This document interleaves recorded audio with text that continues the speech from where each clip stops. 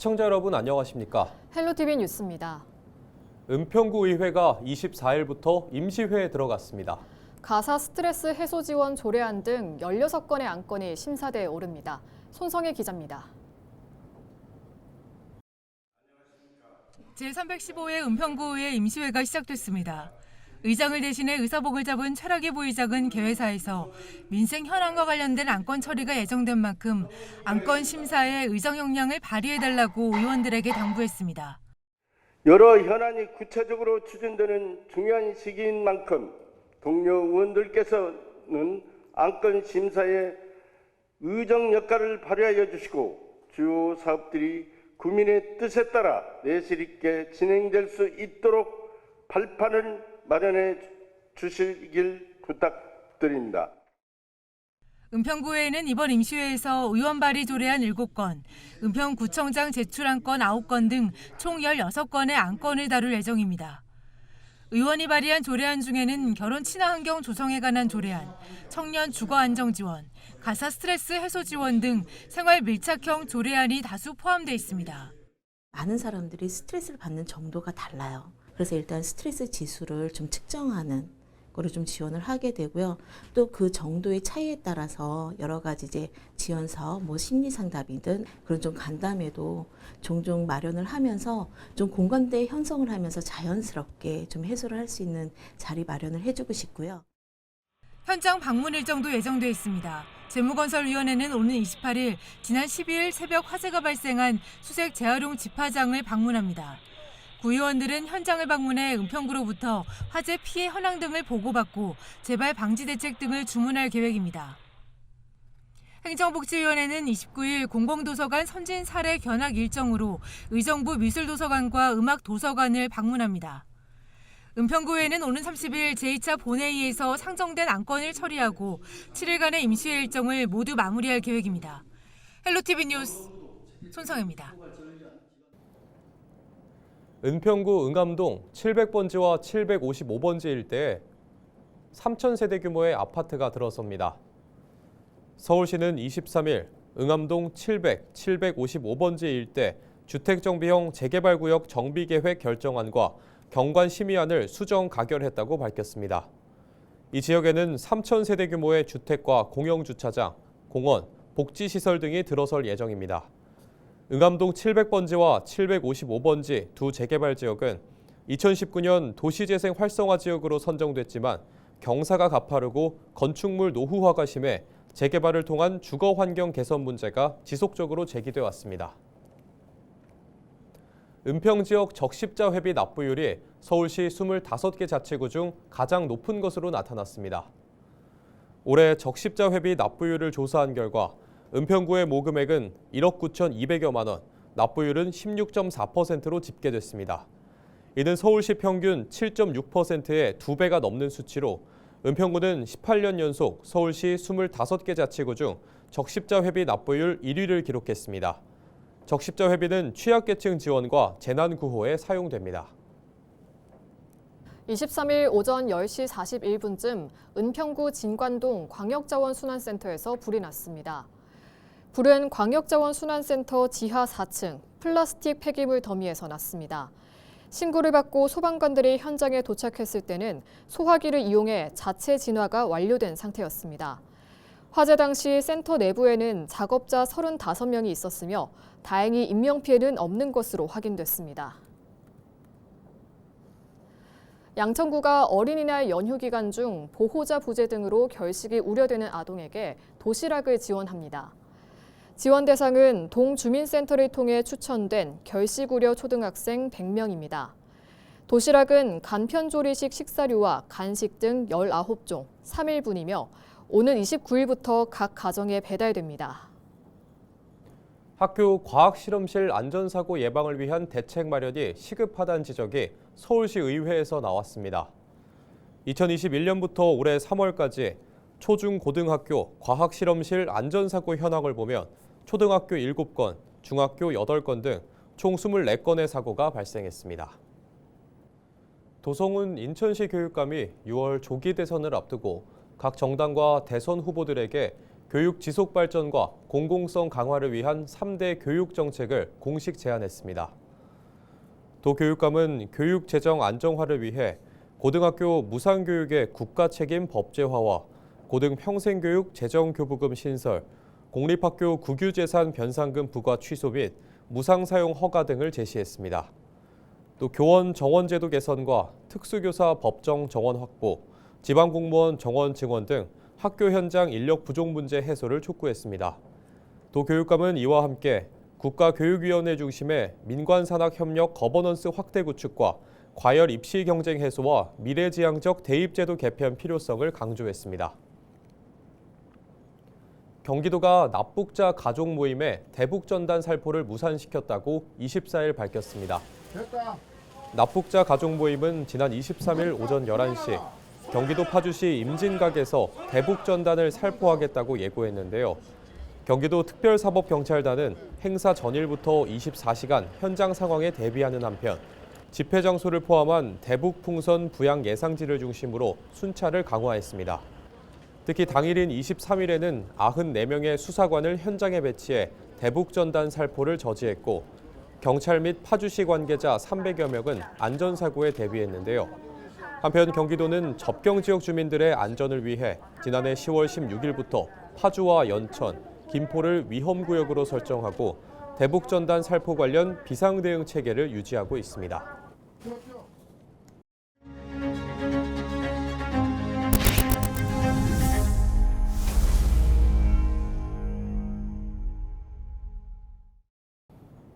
지난달 경북을 집어삼켰던 산불로 집과 농경지를 잃은 이재민들 여전히 악몽에서 벗어나지 못하고 있는데요.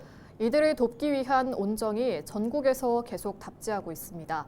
고향사랑 기부금도 급증했고 의연금도 쌓이고 있는데요. 현장 자원봉사자들의 발길도 끊이질 않고 있습니다. 홍하영 기자가 보도합니다. 산불로 큰 피해를 입은 의성군 단촌면에 이른 아침부터 자원봉사자들이 모였습니다. 준비한 장어를 조리하고 잘 익힌 밥을 담아 정성스레 용기에 담아냅니다. 비영리단체 체인지메이커, 대한적십자사 경북지사, 국립경북대 학생, 그리고 LG 헬로비전 직원들이 경북 의성 산불로 터전을 잃은 이재민들에게 영양가 높은 식사를 대접했습니다. 특히 여기 의성이 고령 어르신들이 많은 지역으로 알고 있어가지고 현장에서 필요하신 보양식으로 저희 장어랑 또 어르신들 좋아하시는 물품들로 좀 구성해서 왔고요. 산불이 난 지 한 달이 넘었지만 여전히 일상으로 돌아가지 못하는 상황. 생계를 꾸려갈 걱정에 적당히 끼니만 때우던 이재민들은 따뜻한 관심과 지원에 고마움을 나타냅니다. 도시락 배달하고 또 일부 주민들은 식권 가지고 또 자기 입맛 맞는 식당에 가서 식사를 봉사 나와주셔서 상당히 감사드리고요.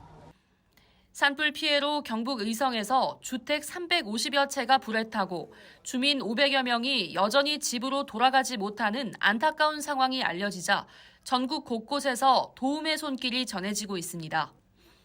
특히 지역을 위해 사용될 고향사랑 기부금이 눈에 띄게 늘었는데 지난 22일까지 20억 2천만 원이 모였습니다. 지난 한 해 동안 모은 금액인 4억 6천만 원의 4배가 훌쩍 넘습니다. 3월 22일 이후 모금액만 19억 원. 이 가운데 14억 6천만 원은 산불 피해 복구를 위해 써달라는 지정 기부액입니다. 의성군은 6월 말까지 총 20억 원을 모아 피해 주민 돕기에 사용할 예정입니다. 주택이 전소된 가구, 또 농경지가 또 소실된 가구에 대해서 우리 위원회를 구성해서 철저하게 한 분씩 돌아갈 수 있도록 준비를 하고 있습니다. 전국에 이름도 성도 모르는 분들이 오셔서 17만 보태주셔서 아마 의성 국민한테 큰 도움이 되고 이 미랄로 인해서 저들이 일어날 수 있을 것 같은데. 순식간에 삶의 터전을 송두리째 잃어버린 이재민들. 전국에서 답지 않은 온정에 조금씩 용기를 내며 희망을 품어가고 있습니다. 헬로티비 뉴스 홍하영입니다. 특별공급 청약의 실제 공급률이 28.5%에 그쳐 제도 개선이 시급하다는 주장이 나왔습니다. 한국건설산업연구원은 지난 2020년부터 2024년 6월까지 약 90만 세대의 청약 데이터를 분석한 결과 당초 전체의 49%가 특별 공급이었지만 청약자가 없어 일반 공급으로 전환되는 등 실제 공급된 특별 공급은 28.5%에 불과했다고 밝혔습니다. 또 특별 공급의 절반은 청약자가 없었으며 다자녀와 기관 추천, 노부모 부양 등 공급은 60% 이상 청약자를 찾지 못했다고 덧붙였습니다. 연구원은 지역과 상품에 따라 수요 편차가 커지면서 청약자가 없거나 수요 쏠림이 발생하고 있다며 수요 기반의 제도 개선이 필요한 시점이라고 지적했습니다. 인천시는 최근 차병원과 미국 존스홉킨스 대학병원 임원진이 인천시청을 방문해 글로벌 의료 협력 방안을 논의했다고 밝혔습니다. 차병원과 존스홉킨스 측은 글로벌 의료 시장에서의 전략적 협력 가능성을 모색하고 향후 공동 프로젝트 추진을 위한 기반을 마련하고자 인천시를 방문했습니다. 이날 송도국제도시 내 차세대 세포 유전자 클러스터 조성 등 글로벌 협력병원 설립 가능성을 함께 검토하며 이를 계기로 송도를 동북아시아 의료산업의 핵심 거점으로 발전시킬 방안에 대해 의견을 나눴습니다. 한편 존스홉킨스 대학병원은 세계적 연구병원으로 29명의 노벨상 수상자를 배출한 바 있고 차병원은 줄기세포와 난임치료 분야에서 국제 경쟁력을 확보하고 있습니다. 최근 전국적으로 곳곳에서 땅꺼짐이 잇따라 발생하는 가운데 땅꺼짐의 주요 원인으로 꼽히는 노후 상하수 관로가 경기도의 7천여 킬로미터에 달하는 것으로 나타났습니다. 그러나 예산 부족 등의 이유로 노후 상하수 관로 교체 속도가 노후 속도를 따라가지 못하면서 땅꺼짐 우려가 있습니다. 경기도와 국토교통부 지하 안전 정보 시스템에 따르면 2018년부터 지난해까지 경기도에서 발생한 집안 침하 사고는 모두 303건입니다.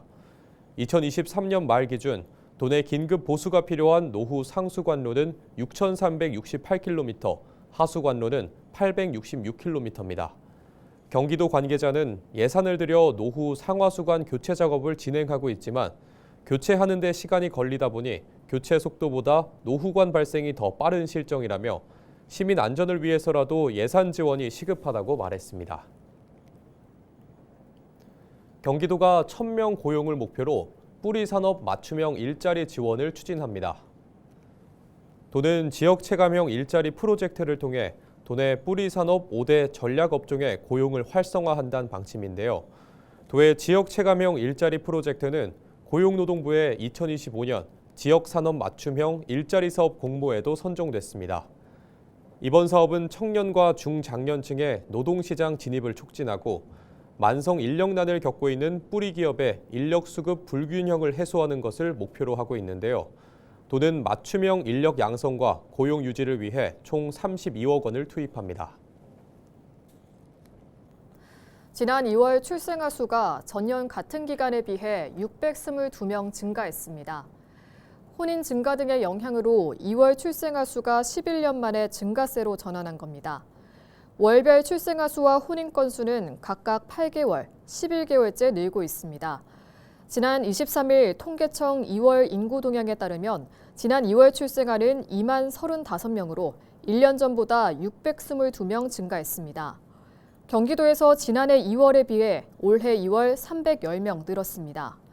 통계청 관계자는 혼인 증가 등 영향으로 출생아 증가세가 이어지고 있다며 출생아 증가세가 더 이어질 수 있다고 전망했습니다. 경기환경운동연합과 경기남부 하천유역네트워크는 4월부터 10월까지 경기도 내 5개 주요 호수 및 저수지를 대상으로 녹조 모니터링을 실시한다고 밝혔습니다.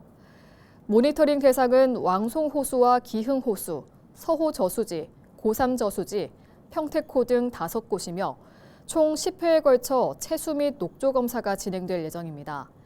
경기환경운동연합은 낙동강 인근 지역에서 진행된 민간조사 결과 녹조 발생 지역 반경 2km 이내 주민의 47.4%에서 녹조 독소인 마이크로시스틴이 비강에서 검출됐다는 점을 언급하며 경기도 지역에서도 유사한 위험이 존재할 수 있다고 지적했습니다. 이상으로 뉴스를 마칩니다. 시청해주신 여러분 고맙습니다.